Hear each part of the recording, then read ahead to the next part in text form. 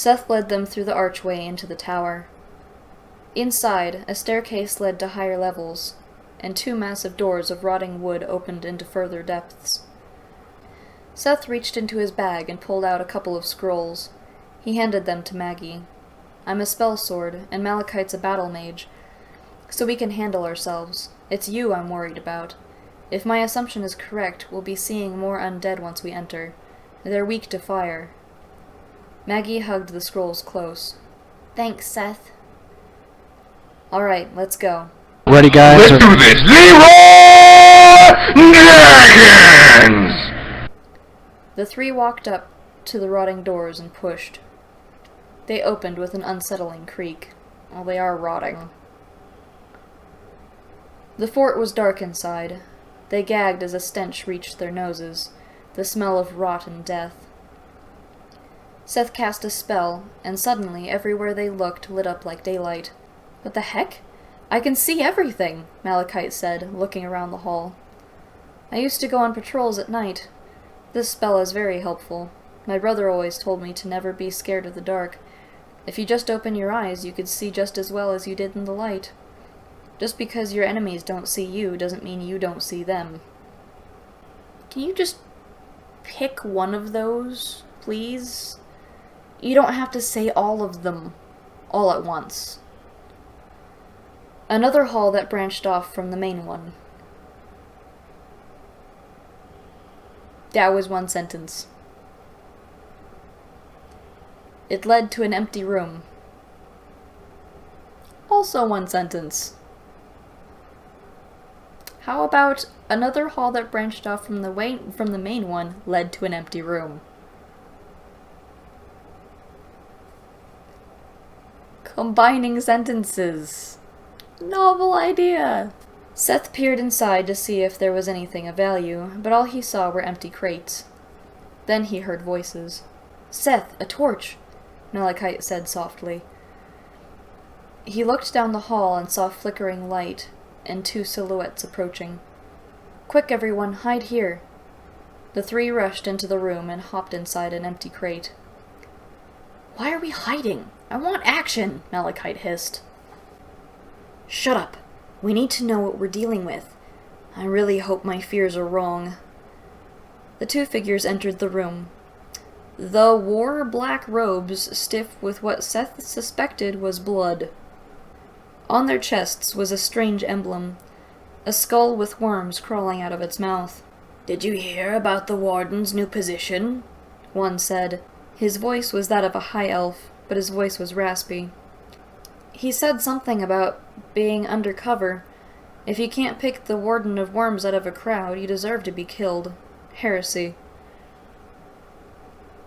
New position. Undercover. Who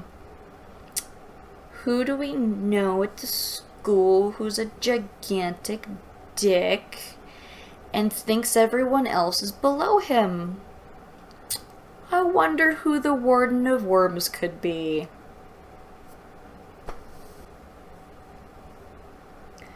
The second speaker had a clear human accent. A human accent. Human. Because all humans only have 1 accent. They opened a small chest and took out a bleeding, still beating heart. Pressed against Seth in the crate, Maggie began to retch silently. You don't retch silently. You can gag silently, maybe, but retching is not silent. I must give praise to the Warden for this gift. The heart of a virgin kept alive through his magicka. Let's hurry with our ritual. The Warden said to be expecting visitors. And who was it that messed with their trial thing?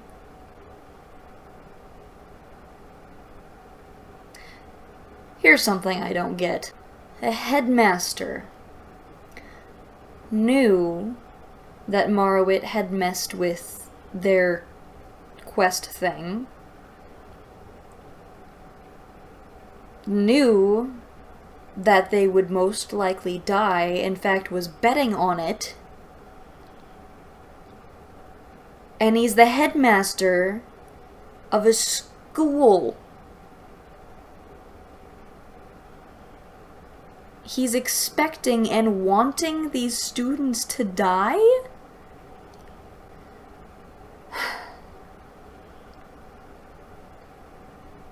Seth turned to Malachite, who nodded. Seth nodded back. The robed men turned to leave, and Malachite threw his axe, the blade sinking deep into the back of the human's head. The high elf turned, and Seth cast an arcane missile at him. The elf flew backwards into the wall, and dropped the beating heart. The three friends climbed out of the crate. "Malachite, hand me your axe," said Seth. Malachite pried the axe from the human's skull and handed it to Seth. Seth lifted the elf by his hair and took his head. I thought the Unelven didn't have the strength of the humans. Granted, I don't know how big this axe is. I kind of imagined it as, you know, a two-handed thing. But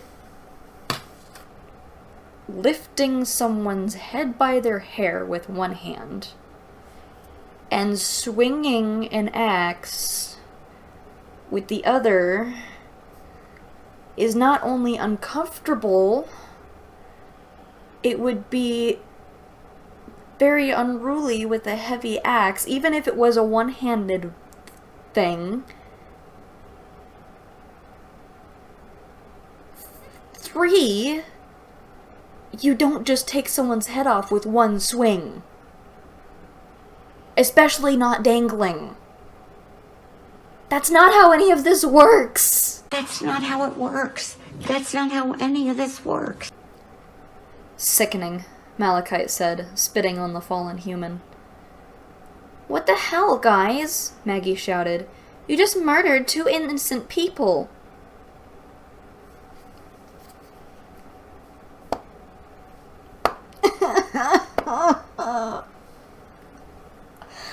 Why is she so stupid? They were far from innocent, Maggie. Look at their robes, what they're doing here. "You know what they are?" Seth said, tossing Malachite's axe back to him. "They're necromancers." Seth held his staff upside down and muttered a few words. The air shimmered, and a staff morphed into a rapier. "So much for imps or goblins," Malachite said, taking silver and copper coins off his kill. "They're looting the bodies. Because this is a video game. Apparently." Seth searched, but only found a necromantic scroll and a vial of poison. He picked the heart up and put it back in the chest.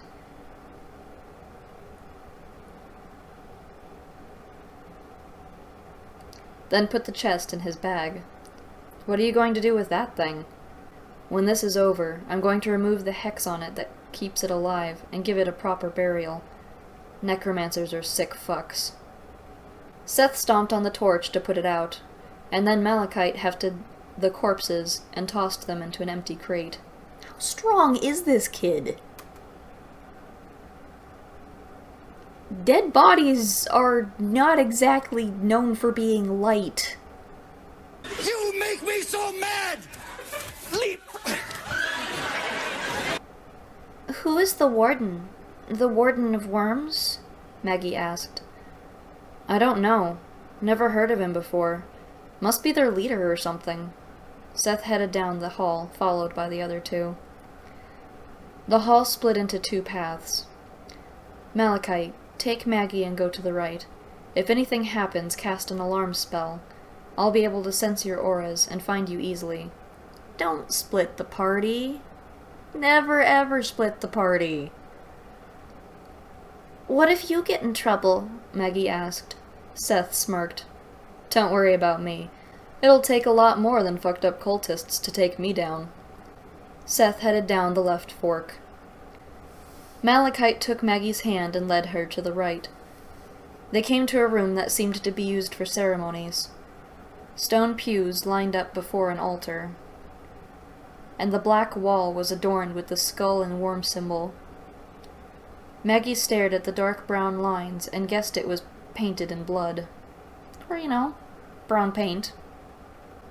She decided to look at the altar, on which lay a heavy book, and Malachite checked the pews for anything to loot. More looting, really? You're supposed to be carrying out a mission. How about, say, check the pews for anything useful? Make it sound like he's looking for, I don't know, tools or clues or something. Don't make it so obviously video gamey or D&D-y or whatever. So, what's Seth's deal? Malachite asked her. What do you mean? You've known him longer than I have. You're the one doing research on everybody, and you stopped him from telling about his fight with that deer troll. Dire troll. Whatever. I think I may know something about him that doesn't want anyone to know. Maggie sat down on one of the pews and began skimming through the heavy tome. I think Seth is an unelf. What do you mean? Of course he's an elf. He's got the ears and everything. Oh, Malachite. The Unelven were a race of elves that vanished from history. No one knows anything about them aside from scholars. The Unelves were looked down upon by the other races. Probably because they couldn't do anything useful. That's why Seth is so closed in. His hatred towards humans and elves must be because of his upbringing. I don't know why he likes us. We're just as human as any other. I don't know, maybe because you actually put up with his shit? Maggie explained, turning another page in the old, crusty book. Must be because we're awesome like... Malachite was stopped short. Put that book back! What? Why? Just do it? You're in enemy territory. Hasn't that been made obvious to you? People are coming. Malachite took the book from her, set it back on its stand, and then dragged Maggie to one of the alcoves in the room. 5 necromancers entered. The one carry the torch was wearing a purple robe instead of black. I've seen that guy before, Malachite whispered. He was one of the 2 guys who were following Marwit around the academy. What was I just saying about Marwit being the frickin' warden to worms? The man in the purple robe walked up to the altar. He held out his hand. His fingers were abnormally long and his skin was gray, almost blue. While we wait for Excessum and Morior to return with the heart for the ritual, I shall read from the book of the Warden of Worms. The groaning grew louder, and a headless corpse entered the room. 2 necromancers followed. Damn it! I could have sworn I saw him, one said, gritting his teeth. Maybe the smell has finally gotten to you, rookie. Seeing things? Pah, the other jeered. See this! A sword fell from the ceiling and impaled the younger necromancer from the top of his skull. See this? See this. That's the best one-liner that you could come up with? See this? Really? How about peekaboo or surprise or any number of other things that would have been amusing instead of see this?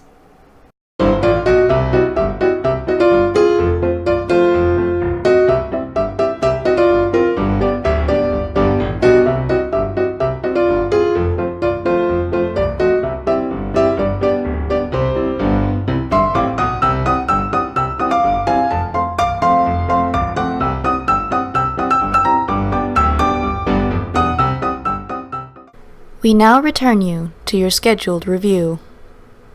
Oh my god, it's gonna get worse from here, isn't it? What in the name of the warden? The older one looked up to see Seth clinging to the ceiling. Spider elf? Spider elf. He cast a hex at Seth, who dodged it and dropped onto the necromancer.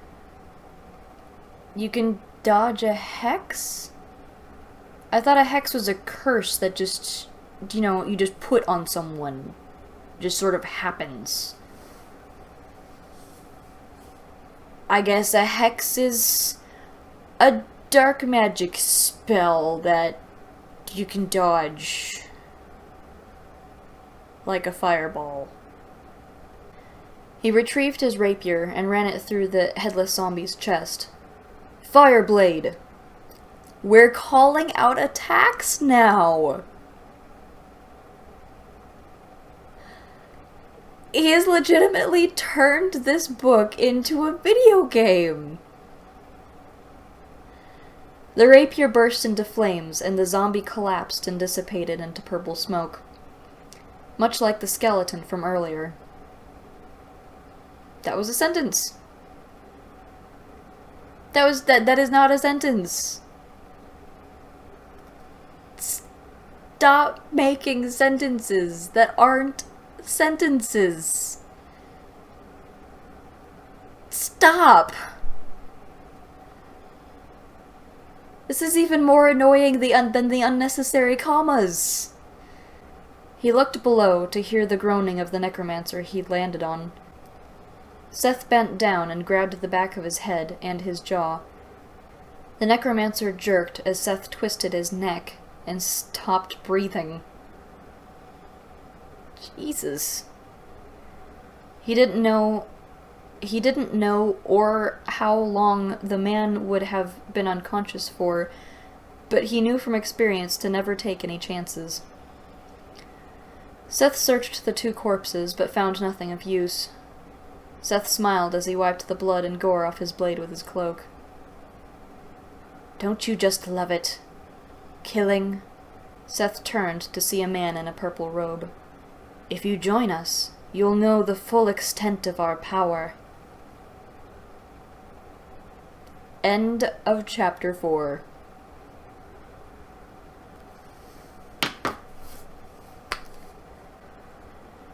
So Chapter 4 was basically just a dungeon crawler. Looting and the calling out of attacks included. And the very, very stupid character asking stupid questions. If she wasn't touted as this intelligent character that's always getting into books and, libraries and finding things out, if she was just some innocent bystander that happened to have a good heart or something, it would be fine. It would make sense, if she was a slacker in her studies or something. Fine. Ask all the stupid questions you want. But don't have your Hermione character, your intelligent character, your bookish character asking all of these stupid questions. It's just infuriating. And on that note, I will see you for next chapter. Many questions, no answers. Kinda describes this entire book, doesn't it? See ya.